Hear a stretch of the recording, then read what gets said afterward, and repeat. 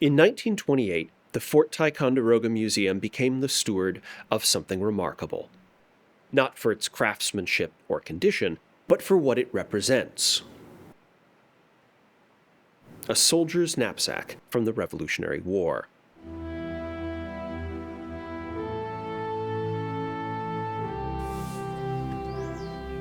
The American Revolution was less than a month old when Benjamin Warner, an 18-year-old from New Haven, Connecticut, committed himself to the cause and marched to the siege lines outside Boston.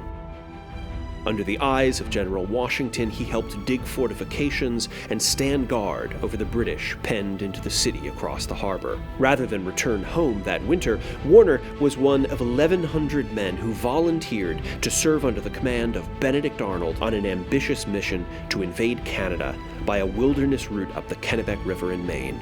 For over a month, they slogged through icy water, facing dwindling supplies and indescribable hardships before emerging south of Quebec City in early November to threaten the Canadian capital. Despite their endurance, Arnold's men failed to capture the city in a daring midnight assault on New Year's Eve. Warner persevered despite the death or capture of many of his comrades until his enlistment expired in the spring of 1776. When he returned home almost a year after leaving.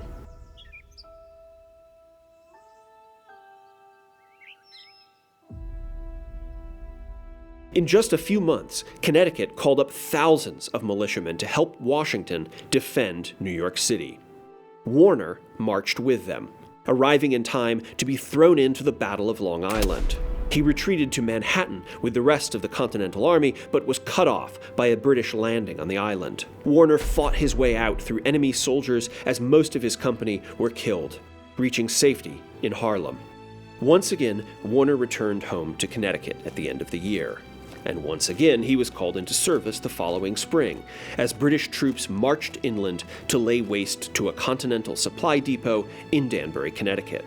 Warner arrived to find the depot in flames and gave chase, but just missed the British as they sailed away. His unit marched towards the Hudson River and eventually received orders to join the Northern Army, learning only shortly after they set off that General John Burgoyne had surrendered at Saratoga, and they were allowed to return home. In 1780, Warner entered the Army one last time. Drafted into the 2nd Regiment of Continental Artillery, he marched to northern New Jersey, paraded in front of Baron de Steuben and Henry Knox, and even fired on British ships before illness forced him to return home. Warner's fighting days were over. His knapsack, however, was not done traveling. In the decades after the war, Warner moved to Wethersfield, Vermont, and finally to Ticonderoga, New York. In 1832, at the age of 75, he narrated his harrowing experiences through the Revolutionary War in an application for a pension from the U.S. government. But it was 5 years later that he wrote his most significant document. For 50 years, Warner had kept his knapsack. This simple linen bag, now heavily worn from hard use, had once carried all his worldly possessions. As a reminder of this hardship and his endurance, Warner prepared to pass it down to his children.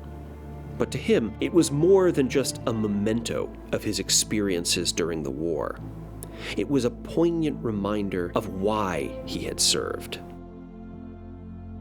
He wrote to his son, "This knapsack I carried through the War of the Revolution to achieve American independence.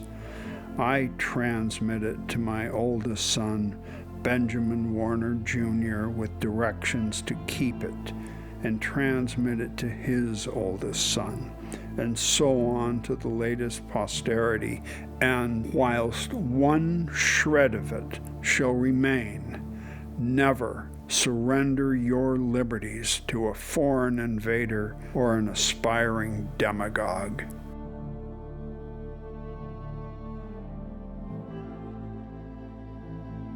Warner lived another 9 years and was buried under a simple stone reading "A Revolutionary Soldier and a Friend to the Slave."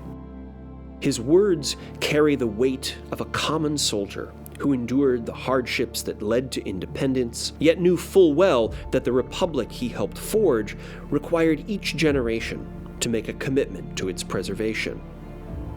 As he wrote his note, the nation was racked by the issue of slavery, a powerful executive, and gripped by an economic depression that threatened the livelihoods of thousands. In times of crisis, the republic might as easily be toppled from the inside as from an invading army, and the ideals for which it was established were not, in Warner's lifetime, extended to all. Warner's words speak to us from across the ages, along with his battered knapsack, a call from the past to the present with a message for the future.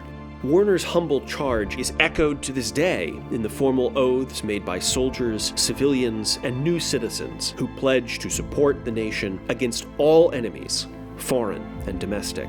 Every generation that recites this oath or reads Warner's words from all backgrounds and walks of life becomes a part of the American story, not only a witness, but a participant in this unique experiment forged 250 years ago.